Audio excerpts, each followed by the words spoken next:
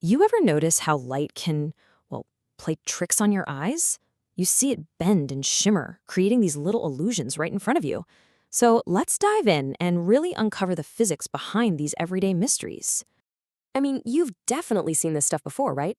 That shimmering puddle on a hot road that just disappears as you get close? Or how about a perfectly straight straw that looks totally broken the second you stick it in a glass of water? Nope, not magic tricks. These are just some really fascinating examples of what light can do. So, yeah, it makes you wonder, why do our eyes play tricks on us? Or maybe a better way to put it is, what's actually happening to the light on its way to our eyes that causes these illusions? All right, let's break it all down. Okay, so here's the game plan for this explainer. We're going to start with those illusions we just saw, and then we'll get right into the core science of why light bends. After that, we'll check out the specific rules it follows, discover what happens when light actually gets trapped, and then, this is the cool part, we'll see how we've used all this to create some seriously world-changing tech. All right, so the whole secret behind these illusions, it really just boils down to one simple fact. Light changes speed. Think about it. You can't run as fast through a swimming pool as you can through the air, right? Well, it's the same for light. It just doesn't travel at the same speed through everything it passes through.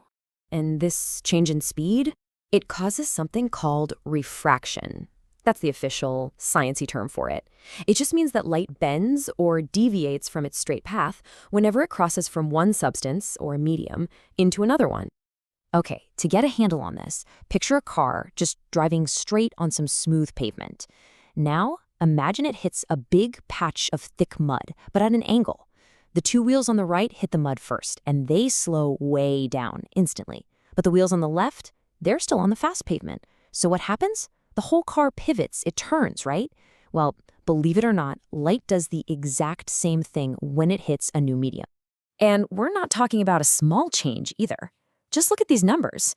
Light is just zipping through the air at an incredible 300 million meters per second. But the moment it hits water, boom, it slows down to 225 million. In glass, it's even slower. And in a diamond, wow, it's less than half its speed in air. This massive difference in speed is really the engine that drives refraction. So the scientific term for this property is optical density. It's basically just a measure of how much a material can slow down light. So a diamond, which has a really high optical density, is like the slow lane on the highway for light. And here's something super important to remember. This has nothing to do with physical density. For example, oil floats on water, so it's less physically dense. But it's actually optically denser than water. Kind of weird, right? So just to keep our terms straight, we call something like air an optically rarer medium. That's because it has a low optical density, so light travels faster. And then we call something like water an optically denser medium because it has a higher optical density and light travels slower. Just remember, rarer means faster and denser means slower. Simple as that. Okay, so we've established that light bends because it changes speed. But here's the thing. This bending isn't random at all. It actually follows some very specific, predictable rules. So let's go ahead and explore exactly what those rules are. So take a look at this diagram. You see the light ray hitting the boundary between the two different materials. Now that dotted line you see, the one that's perpendicular to the surface, that's called the normal. It's super important because we measure all our angles from that line. You can clearly see the ray bends as it crosses over, but the million-dollar question is, which way does it bend? All right, here are the rules in a nutshell. Super simple. Rule 1. When light goes from a rarer, faster medium, like air, into a denser, slower one, like water, it bends towards the normal. Rule 2. When it goes the other way, from dense back to rare, say from water back into the air, it bends away from the normal. And finally, Rule 3, if the light ray hits the surface straight on, at a perfect 90-degree angle, it slows down for sure, but it doesn't bend at all. It just goes straight through. Okay, now that we've got the rules down, we can look at our really, really cool and kind of extreme consequence of them. What happens when light is trying to escape a dense medium, but it just can't? This leads us to this amazing phenomenon called total internal reflection. Basically, it's when light gets trapped. So let's set the scene. Imagine a ray of light, and it's underwater. That's our optically dense medium. It's heading up toward the surface, trying to get out into the air, which is the rarer medium. Now, based on our rules, we know it's going to bend away from the normal. But what happens if we make that angle it's approaching the surface with shallower, and even shallower? Well, eventually, you'll hit this very specific angle, an angle where the light bends so much that it doesn't escape at all. Instead, it just skims right along the surface of the water. It's bent a full 90 degrees away from the normal. And this very specific angle of approach has a name. It's called the critical angle. For the boundary between water and air, for example, it's about 49 degrees.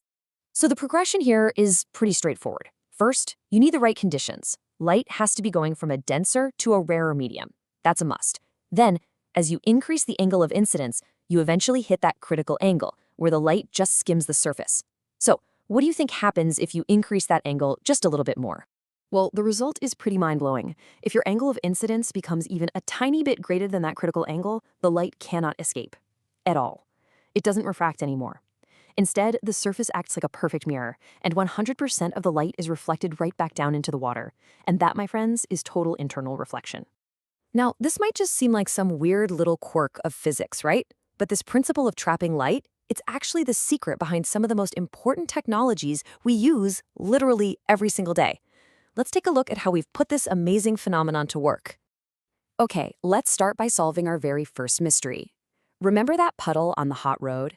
It's a mirage, and it's created by total internal reflection. You see, the air right above that hot asphalt is way warmer, which makes it less optically dense than the cooler air higher up. So light from the sky comes down, it hits this boundary between the cool air and the hot air at a really shallow angle, and bam, it gets totally internally reflected right up into your eye. You're not seeing water on the road. You're actually seeing a reflected image of the sky. And once you know this principle, you start seeing it absolutely everywhere. It's why bike reflectors shine so brightly at night. They're filled with tiny prisms designed to trap and send your car's light right back at you. It's the tech inside periscopes, using prisms to get a perfectly clear image. It's even saving lives in medicine, with endoscopes that pipe light deep inside the human body. But honestly, the single biggest, most world-changing application, you'll find that inside optical fiber cable. I mean, the development of this tech was so revolutionary, it actually earned a Nobel Prize.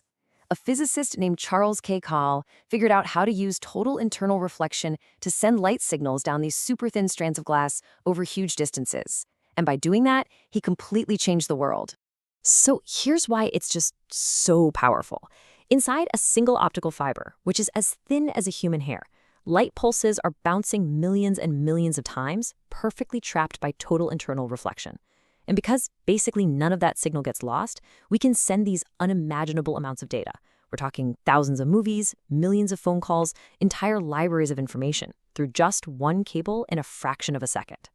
This right here is the backbone of our modern internet. It's what connects continents and powers our entire digital world. So really, the takeaway here is this. From something as simple as a bent straw in a glass to a shimmering mirage on the highway, all the way to the incredible technology that's bringing this explainer to you right now. It all comes down to the very same fundamental secrets of how light bends, how it reflects, and how it can even be trapped. You know, we've managed to harness this one simple principle to literally connect the entire world. So that kind of leaves you with a final thought, doesn't it? Now that you know light can be trapped and guided so perfectly, what else could we do with this incredible power?